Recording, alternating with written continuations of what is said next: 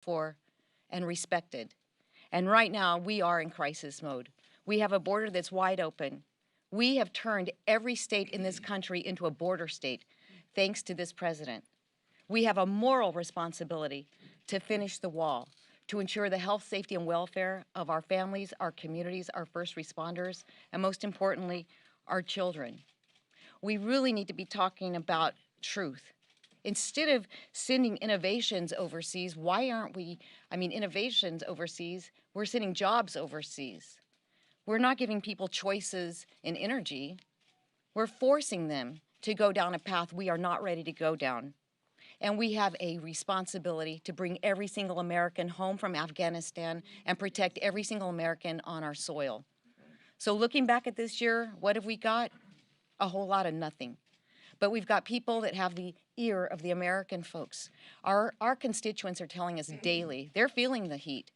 They're paying more. They're making tough choices now. Is it food or is it medication? Is it heating their homes or is it trying to put gas in the car? We're here on behalf of our constituencies, and we're here on behalf of this country because we are the voice of those with more common sense than what we see in the White House right now. So I am pleased to stand here ready to fight for our freedoms with my colleagues, and I hope that 2022 will be a much better year, especially in November. That's my favorite month. And with that, I will send it over to Michael Waltz. Yep. The number one job of the commander-in-chief is to keep this country safe. And yesterday, Joe Biden literally threw the Ukrainian people under the bus by hedging and essentially, according to the Ukrainian foreign minister, given the Russians a green light and given Putin a green light if they only make a minor incursion.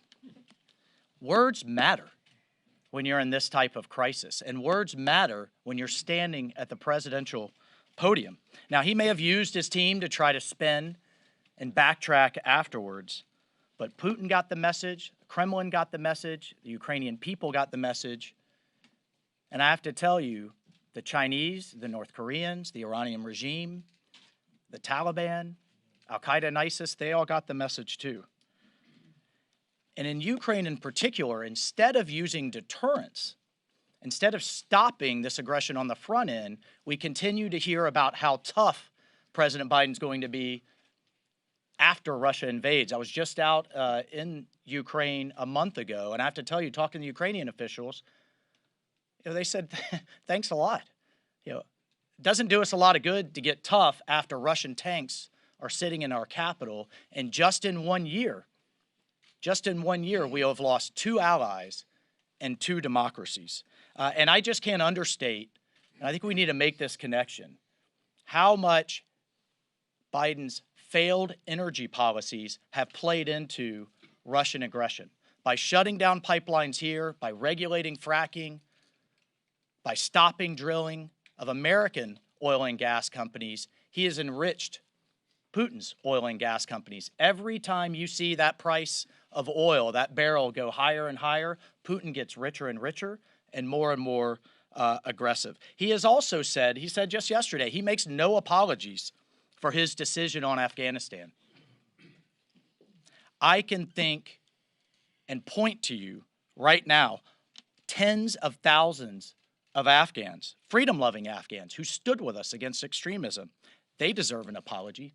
The 13 Gold Star families that weren't able to spend this past holiday with their loved ones, they deserve an apology. Our closest allies who are being hunted down as we speak, I just received a beheading video this morning. There's a veterans group who's over there right now trying to save these people on their own dime with their own aircraft because their government won't help. They deserve an apology. And the millions of Afghan girls and women, they deserve one too. Afghanistan's on the brink of starvation. Just 6 months ago, these people, under an imperfect government to be sure, were standing with us against extremism in line with our values. Now it's a terrorist superstate led by a Taliban caliphate, and the intelligence is clear. Al-Qaeda and ISIS are developing the capability to once again strike the homeland in just under 1 year of this Biden presidency. Meanwhile, Iran is on the march to a nuclear weapon.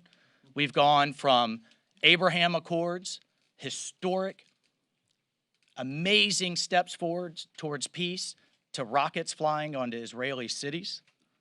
In China, we're on the verge of sending our athletes and companies to Beijing and flying the American flag, giving the Chinese Communist Party this global propaganda platform with nearly 6 million people dead around the world from COVID, not to mention nearly 1 million Muslims in concentration camps undergoing forced rape, forced torture, and forced extermination. It's an ongoing genocide as we speak, and a diplomatic boycott is just a joke. Meanwhile, in the middle of that, the Chinese Navy is now larger than ours.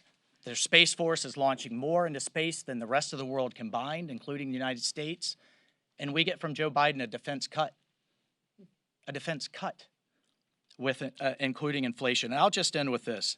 I think this president has the worst human rights record of any modern American presidency. And you may think that's an over-the-top statement, but when you have, according to international NGOs, 30 to 40% of girls being sexually assaulted or sold into human trafficking on our southern border, when you have, again, the forced rape, mass rape, and sterilization of women in the Uyghurs, just ask the Afghan girls and just ask the Cuban people who heard nothing but silence from this White House as they stood for freedom. America and the rest of the world deserves better, and they deserve American leadership. Unfortunately, we're just 1 year in. We have 3 years to go, but I don't think we can realistically expect anything but more of the same, because the same team that was around then Vice President Biden and around Obama is now leading our national security approach, and it is a fundamentally flawed approach of America last and concessions first. And our adversaries see that as weakness, and they see that as opportunity, and you are going to continue to see them on the march unless this president completely does a 180-degree turn. But I think with the stubbornness, with the obstinance, with the pride, sadly, that we saw yesterday, I don't think we can expect that. And prosperity around the world, of why this matters to the American people, has been underscored by American leadership and the United States military since World War II. And that credibility is now under a serious and dangerous erosion. We are moving backwards in the world. And with that, I will stop and hand over to Whip Steve Scalise and go Knowles. Go Tigers, and good to be with you. What a difference a year makes. 1 year ago today, Joe Biden took the oath of office as President of the United States, and he walked into a White House that had not one, not two, but 3 different vaccines on the brink of approval because of President Trump's Operation Warp Speed. And not just 3 safe and effective vaccines, he also had a number of therapeutics. He had an economy that was poised for a strong rebound.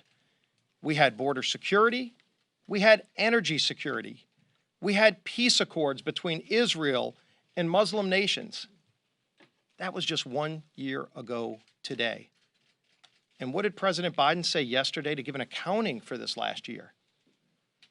He literally just doubled down on all of the failures that we've seen this last year. If you were even grading on a curve, Joe Biden would get an F for failure. And it's the American people that he's failed. Those hardworking families that go to the grocery store and are paying 20% more for bacon, and he doesn't think that's a problem. When you think about the border crisis, where now every state in the nation is a border city and community, because you've got drugs coming in across our border, and now fentanyl and other drugs killing people in every community in America, because Joe Biden not only stopped building the wall, but sent a message all across the world, not just South and Central America, that our border is open. You look at the energy crisis. And of course, people are longing for those days where they were paying less than $2 a gallon. I'm not talking about decades ago when at least was just a twinkle in our parents' eyes. I'm talking about a year ago when people were paying less than $2 a gallon because we were making our own energy here in America, and we were making enough to where we could ship it around the world and help our allies. We were undercutting Russia. We were undercutting OPEC nations. And then you fast forward. First day in office, Joe Biden kills the Keystone Pipeline, sends a message that he doesn't want America to be energy secure. And it wasn't because he was against pipelines or fossil fuels, because he greenlighted the Nord Stream 2 pipeline so that Putin could have more leverage over Europe. He begged OPEC nations to produce more oil, which, by the way, emit more carbon than oil made here in the United States. If you actually want to save the planet and lower carbon emissions, make the oil here, make products here in America. It's not just good for our economy and jobs and those hardworking families who he's kicked to the curb over and over again, but it gets our economy back going, and it sends a message to those other countries that we're going to have strong leadership in America. Weakness has consequence. We saw that in Afghanistan. For the president to say that he would do it over again the same way, my God, what a frightening thought it is to us here in the United States, to our allies all around the world, but also to our adversaries. We know Russia was watching what happened in Afghanistan.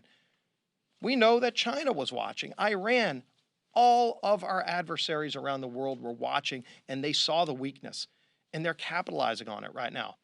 Do you think the strong, wonderful people of the Ukraine think it would be a minor incursion if Putin moved tanks into Ukraine, even a piece of the Ukraine? Of course they don't, but he does. And by showing that weakness, it has costs all around the world. Americans are tired of paying the price for this president's failures. They want and know what's better for America. We as House Republicans are fighting for those hardworking families too. And we're going to be rolling out a bold agenda to confront the many crises that Joe Biden has created. How to restore freedom, how to restore opportunity, how to restore hope for people who have given up. That's what we stand for. That's what we're going to be fighting for. And we're going to be rolling that agenda out. And as we work to take back the House, to finally put a check and balance on this failed Biden administration, our leader has been relentless in leading the charge and pointing to that better place, that shining city on the hill that we will get back to, because America is still a great nation, but we're a nation that has real troubles right now because of Joe Biden's failed leadership. Our leader who's going to lead us back to the majority, Kevin McCarthy.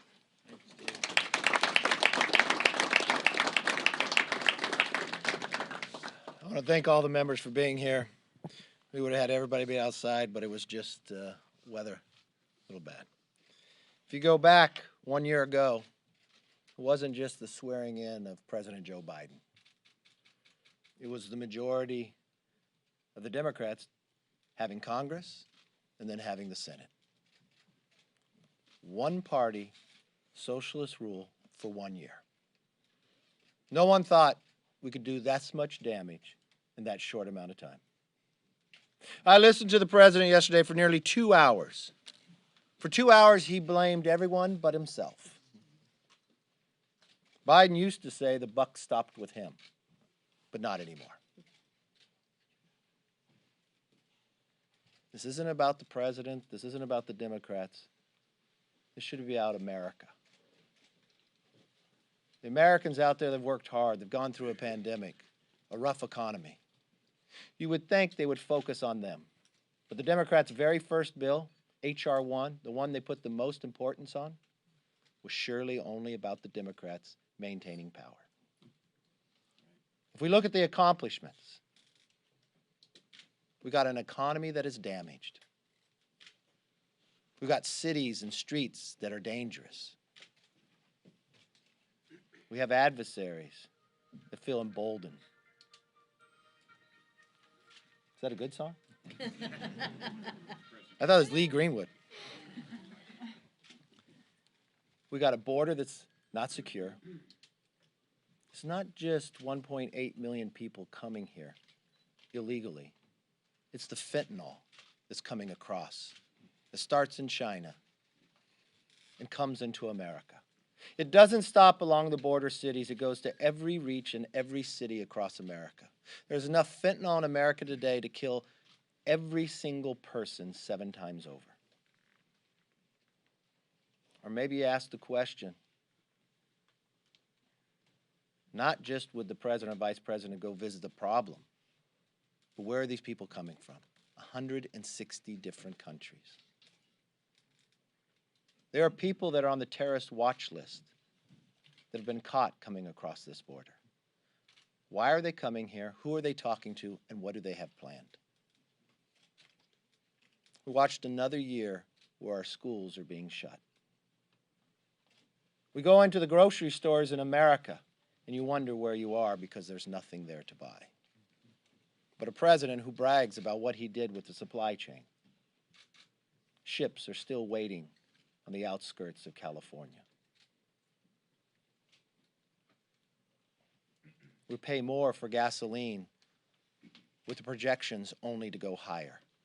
The answer from the Democrats and the majority is to look to OPEC, not to American workers who could make us energy independent, as we've proven before. This is what we've gotten in 1 year. But an interesting question that the president asked yesterday as he blamed everyone else. He asked, what are Republicans for? We want to answer that question for him. We're for kids in school. We're for food on the shelves. We're for America independence and energy, lowering the gas price so it doesn't harm us.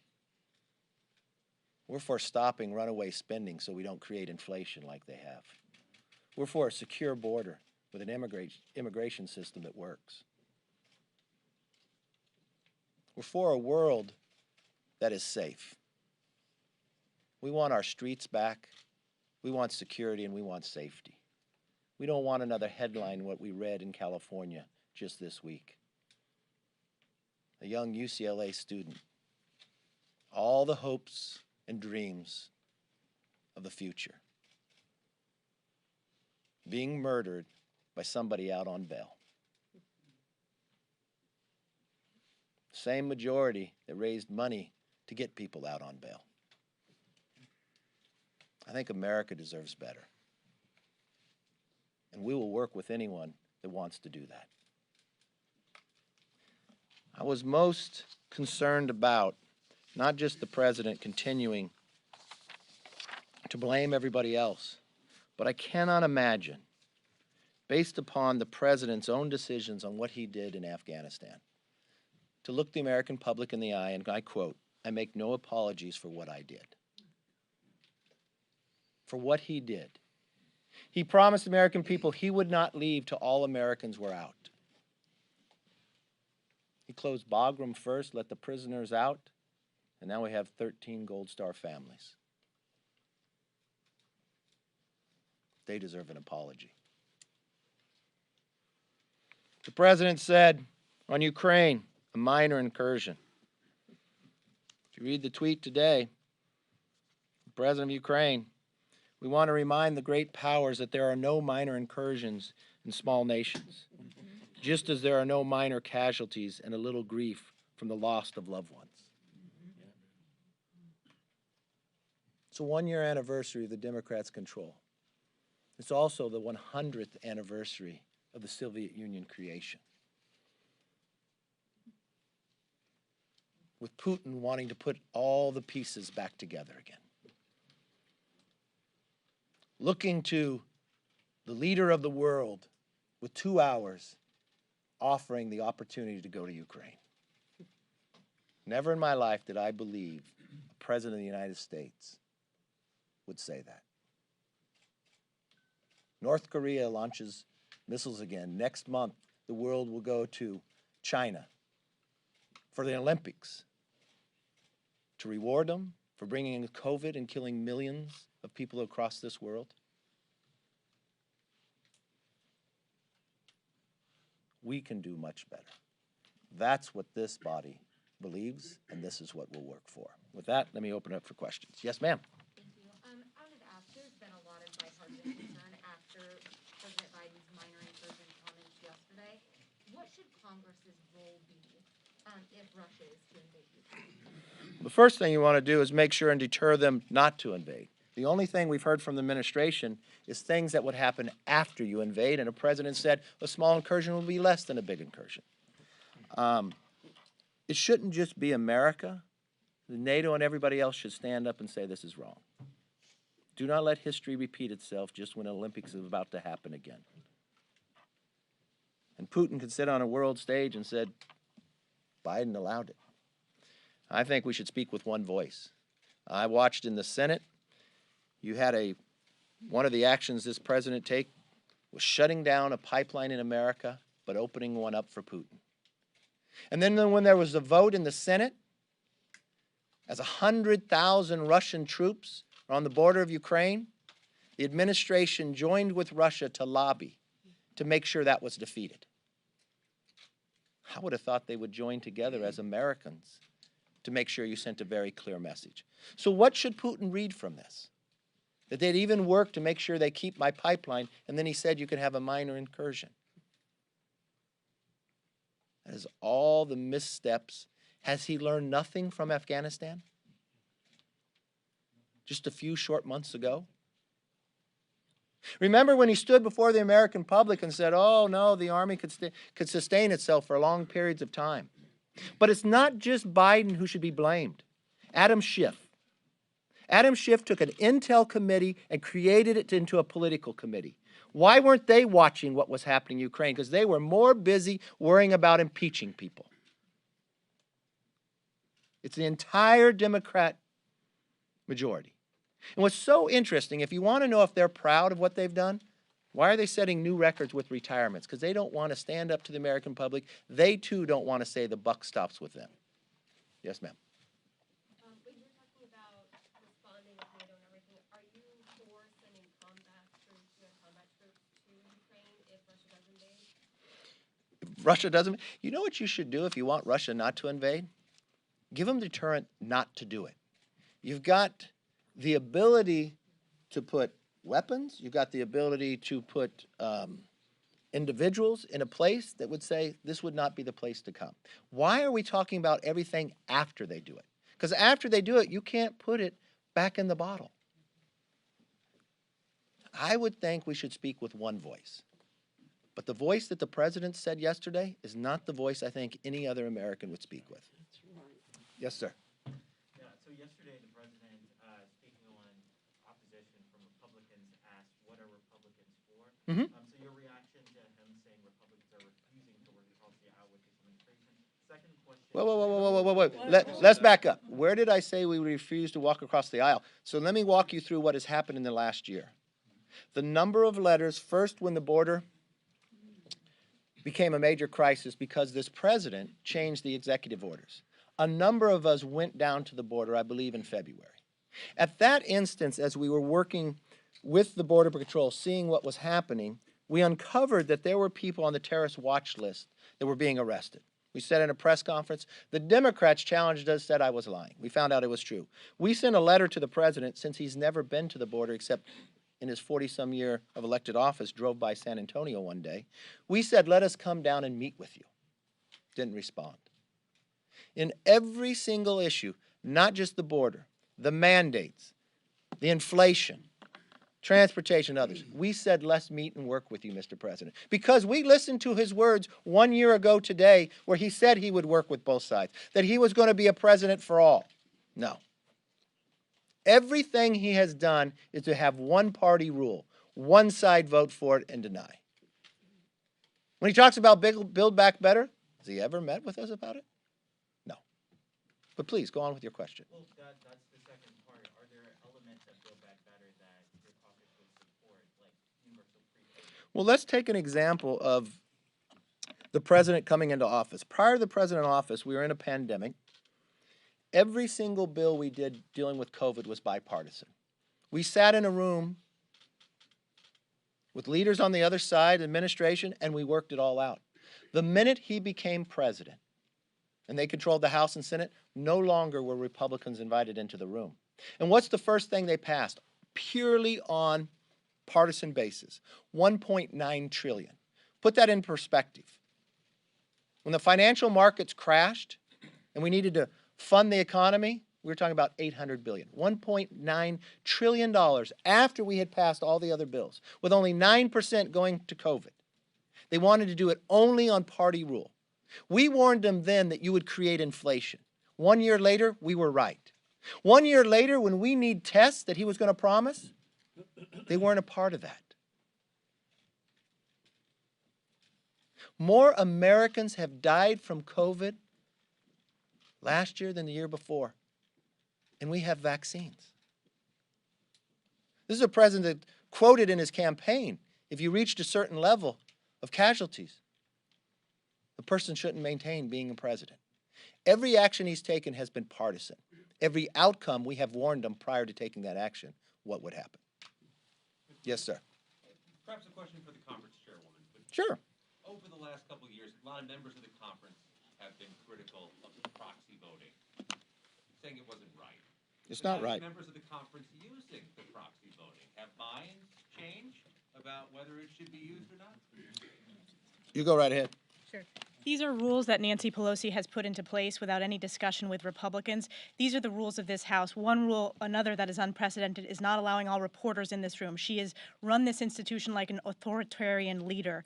When it comes to proxies, the Republican majority, and I don't want to speak for the leader here, but we believe in-person voting. When Republicans win back the House, that's what we are committed to. You have used the proxy voting, though, ma'am. It's So, the rules of the House. It's the rules of the House right now. So have a number of colleagues on both sides of the aisle. These are the rules that Nancy Pelosi sets. She sets the mask rule. She sets the magnetometer rules. I oppose both of those rules, but we use them. I use those rules because those are the rules that she has set.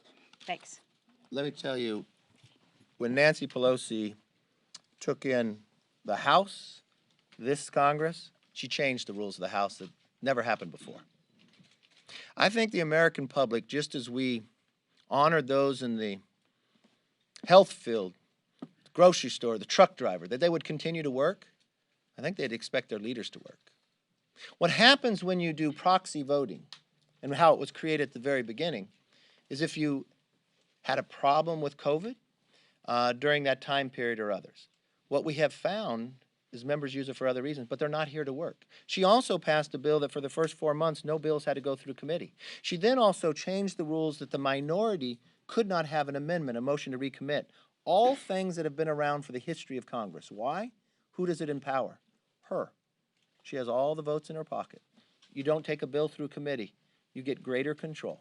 So when we talk about 1 year with one party control, it's something that we've never seen happen before.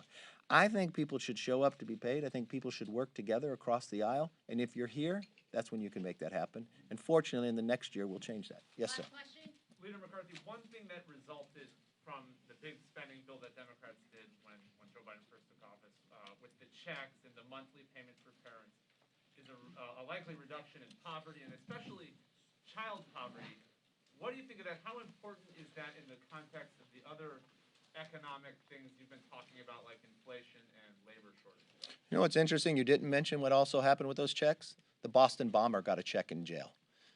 You know what the Republicans offered? To make sure that didn't happen. But the Democrats said no.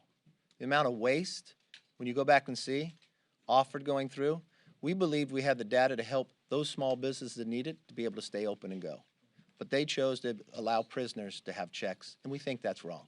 So what we're for is to make sure more people can work, more people have prosperity, more kids can go to school.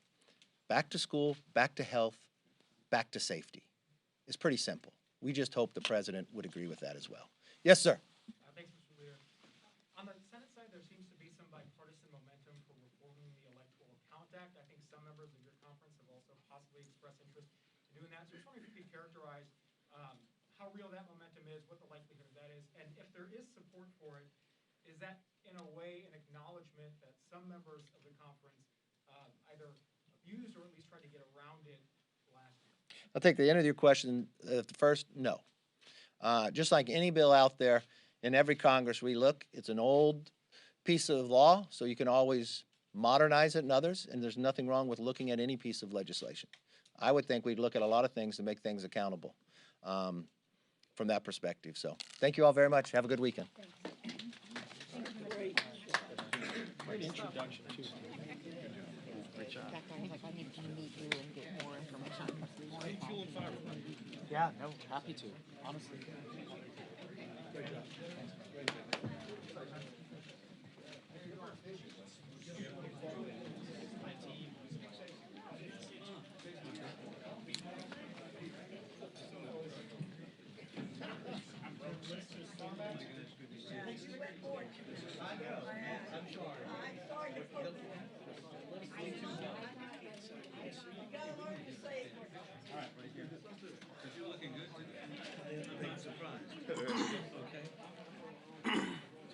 We'll take yours with Yeah. Get the angle. No, hey, get it this way. This is cool. Okay. Hey, we'll stand here. All right, well, fair We'll get this to Alan. Okay. We'll tell him what time to- All right. 3, 2, 1. 3, 2, 1. All right. Okay, you, let me get one. we're quick doing an last official one now. Okay. one. All right. All right. 3, 2, 1. And 3, 2, 1. Now, do you have a card with you? I